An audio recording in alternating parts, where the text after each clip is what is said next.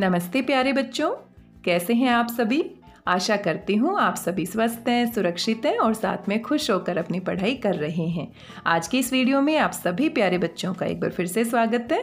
आज हम हल करने वाले हैं हमारी हिंदी की कार्यपत्रिका क्रम संख्या 83A, जो कि आपको मिली है 30 सितंबर 2021 को। कक्षा आपकी चौथी है। जो भी सेक्शन है आप यहाँ पर लिखेंगे। पाठ्य पुस्तक हमारी रिमझिम है और पाठ हम पढ़ चुके हैं स्वतंत्रता की ओर।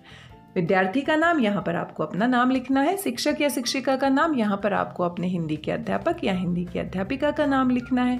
आइए देखते हैं आज की इस कार्यपत्रिका में कौन कौन से प्रश्न हमसे पूछे गए हैं। बच्चों, पाठ स्वतंत्रता की ओर पढ़कर आपको गांधी जी के बारे में कई बातें पता चली होंगी। महात्मा गांधी सत्य और अहिंसा के पुजारी थे। महात्मा गांधी हमेशा सत्य और अहिंसा के मार्ग पर चलते थे। सत्य और अहिंसा के उनके सिद्धांत हमें ईमानदारी के साथ जीवन जीने के बारे में बहुत कुछ सिखाते हैं।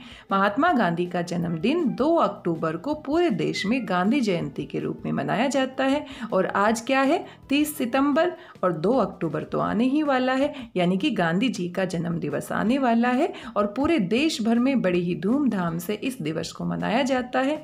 गांधी जयंती के उपलक्ष्य में आज हम इस पाठ से कुछ नया सीखते हैं और पाठ के आधार पर कुछ प्रश्नों के उत्तर देते हैं। तो देखते हैं यहाँ पर आज कौन कौन से प्रश्न हमसे पूछे गए हैं। सबसे पहला प्रश्न है आपके लिए, निम्नलिखित शब्दों का प्रयोग करते हुए राष्ट्रपिता महात्मा गांधी, महात्मा गांधी कौन है, राष्ट्रपिता है, उनको राष्ट्रपिता की उपाधि दी गई है, के बारे में दिए गए अनुच्छेद को पूरा कीजिए। तो यहाँ पर कुछ हमारे पास शब्द हैं, आप देख सकते हैं, और इनकी सहायता से हमें जो ये अनुच्छेद दिया गया है जो कि राष्ट्रपिता महात्मा गांधी जी के बारे में है, उसको हमें क्या करना है, पूरा करना है। तो किस तरीके से हम पूरा कर सकते हैं, आइए पहले इसको पढ़ते हैं। यहाँ पर महात्मा गांधी जी का जन्म खालिस्तान को गुजरात के पोरबंदर में हुआ। तो आप अच्छे से जानते हैं महात्मा गांधी जी का जन्म 2 अक्टूबर 1869, क्या बोलेंगे इसको, 1869, 2 अक्टूबर 1869 हम यहाँ पर इस खालिस्तान में लिखेंगे क्योंकि इसी तारीख को, इसी दिनांक को गांधी जी का जन्म हुआ था। गुजरात के पोरबंदर में हुआ था। उनका पूरा नाम गांधी जी नहीं था, बल्कि उनका पूरा नाम था मोहनदास करमचंद गांधी। तो यहाँ पर हम क्या लिखेंगे, मोहनदास करमचंद गांधी। इन्होंने अंग्रेजों से भारत को खालिस्तान और खालिस्तान के मार्ग पर चलकर, तो कौन कौन से मार्ग पर चले थे, सत्य और अहिंसा। तो पहले यहाँ पर लिखेंगे हम सत्य और दूसरे खालिस्तान में लिखेंगे अहिंसा। सत्य और अहिंसा के मार्ग पर चलकर खालिस्तान दिलाई, और क्या दिलाई, हमारे भारत को आज़ादी दिलाई। तो तीसरे खालिस्तान में हम क्या लिखेंगे, आज़ादी। महात्मा गांधी जी की समाधि का नाम खालिस्तान है, और महात्मा गांधी जी की समाधि जो बनाई गई है वो राजघाट उसका नाम है। उस स्थान को हम क्या कहते हैं, राजघाट कहते हैं। आप अपने मम्मी पापा के साथ वहाँ पर जा भी सकते हैं और उनकी समाधि को देख सकते हैं। गांधी जी को सभी लोग प्यार से क्या कहते थे, बापू कहकर बुलाते थे। तो यहाँ पर हम क्या लिखेंगे, बापू। इस तरीके से इन सभी शब्दों की सहायता से इस अनुच्छेद को हमने क्या कर लिया है, पूरा कर लिया है। आपको ये अनुच्छेद पूरा करने के बाद अपनी कॉपी में लिखना है। तो आपने गांधी जी के बारे में अनेक महत्वपूर्ण बातें इस अनुच्छेद के माध्यम से सीखी। उनका जन्म कब हुआ, 2 अक्टूबर 1869 में हुआ। कहाँ पर हुआ, गुजरात के पोरबंदर में हुआ। उनका पूरा नाम क्या था, मोहनदास करमचंद गांधी। वो हमेशा कहाँ चलते थे, सत्य और अहिंसा के मार्ग पर चलते थे। उनकी समाधि का नाम क्या है, राजघाट है, और सभी लोग प्यार से उनको क्या बुलाते हैं, बापू बुलाते हैं। भारत की आज़ादी में बहुत महत्वपूर्ण योगदान इन्होंने दिया था। तो ये प्रश्न आप पूरा कर लेंगे और साथ में आपको नई जानकारी भी मिली है इसके माध्यम से। आइए दूसरा प्रश्न देख लेते हैं। गांधी जी के 3 बंदर हमें जीवन के महत्वपूर्ण संदेश देते हैं। आइए नीचे दिए गए चित्र को देखकर पता लगाते हैं गांधी जी के 3 बंदर हमें क्या क्या संदेश देते हैं। तो ये तो आप अच्छे से जानते हैं। अब ये जो हमारा बंदर है, प्यारा सा जो बंदर है, इसने अपनी आंखें बंद की हुई है। इसका मतलब ये बुरा नहीं देखना चाहता। बुरा मत देखो, यहाँ पर क्या लिखेंगे, देखो, बुरा मत देखो, बुरे कार्य को हमें नहीं देखना चाहिए। और ये जो प्यारा सा बंदर है, इसने अपने कान बंद किए हुए हैं। कान बंद करने का मतलब ये नहीं है कि कुछ भी नहीं सुनना। कान बंद करने का मतलब है बुरा मत सुनो, बुरा हमें नहीं सुनना चाहिए, बुरी बातों को सुनकर हमें ग्रहण नहीं करना चाहिए। और ये तीसरा जो प्यारा सा बंदर है, ये कहता है कि बुरा मत बोलो, किसी को बुरा नहीं बोलना चाहिए।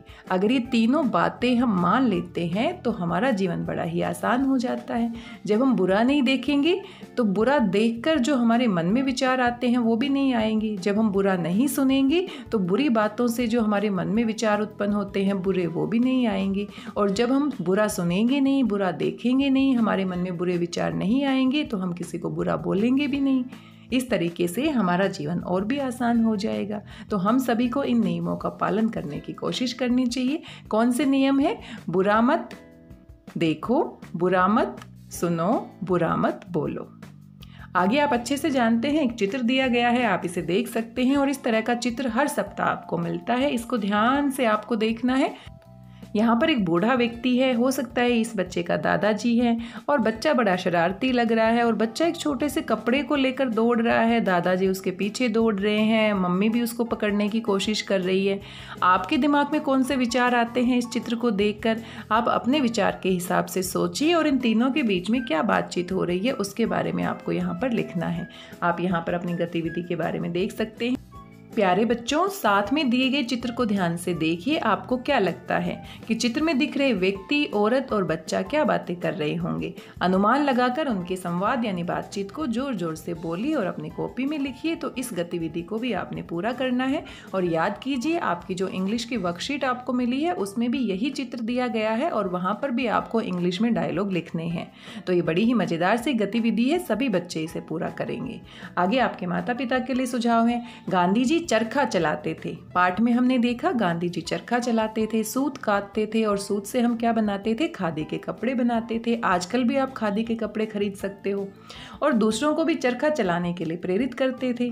बच्चों से चरखे के बारे में विचार विमर्श कीजिए और स्वतंत्रता आंदोलन में चरखे के महत्व पर चर्चा कीजिए। जब हमारा भारत आज़ाद नहीं हुआ था तो अंग्रेजों ने हमारे ऊपर अनेक प्रकार से अत्याचार किए थे। पाठ में भी हमने देखा नमक के ऊपर टैक्स देना पड़ता था और इसी प्रकार से जो विदेश से आए हुए वस्त्र थे, कपड़े थे, वो हमें खरीदने पड़ते थे, उनका प्रयोग करना पड़ता था। तो गांधी जी ने चरखा चलाकर सभी को आत्मनिर्भर बनाया, अपने ही देश में अपने ही चरखे की सहायता से और अपने ही लोगों के लिए अपने ही देश के देसी कपड़ों को बनाया। तो इस तरीके से चरखे का बहुत महत्वपूर्ण योगदान है। आप चरखे के बारे में और भी महत्वपूर्ण जानकारी इकट्ठी कर सकते हैं। तो बच्चों, आपको कार्यपत्रिका मज़ेदार लगी ने? बताइए कि आज आपने क्या नया सीखा। तो आज हमने गांधी जी के जीवन के बारे में महत्वपूर्ण बातें जानी कि उनका जन्म कहाँ हुआ था, कब हुआ था और उनकी समाधि कहाँ पर है, उसको हम किस नाम से बुलाते हैं। और गांधी जी के 3 बंदरों के बारे में भी हमने देखा कि गांधी जी के 3 बंदर कितनी अच्छी बातें हमें सिखाते हैं। बुरा मत देखो, बुरा मत सुनो, बुरा मत बोलो। आज की इस कार्यपत्रिका में बस इतना ही है। और कोविड-19 के दौरान आप अच्छे से जानते हैं, अपने हाथों को साबुन और पानी से बार बार धोना है और खुद भी स्वस्थ रहना है और दूसरों को भी सुरक्षित रखना है। इस कार्यपत्रिका के सभी प्रश्नों को आप सुंदर और साफ लिखाई में अपनी हिंदी की कॉपी में पूरा करेंगे और मेरे साथ साझा करेंगे। आज की इस वीडियो में बस इतना ही। मिलते हैं अगले वीडियो में किसी नई कार्यपत्रिका के साथ। तब तक स्वस्थ रहिए, व्यस्त रहिए, मस्त रहिए, खुश होकर पढ़ते रहिए। मेरी भाषा हिंदी भाषा परिवार के साथ जुड़ने के लिए आप सभी का धन्यवाद, बहुत बहुत धन्यवाद।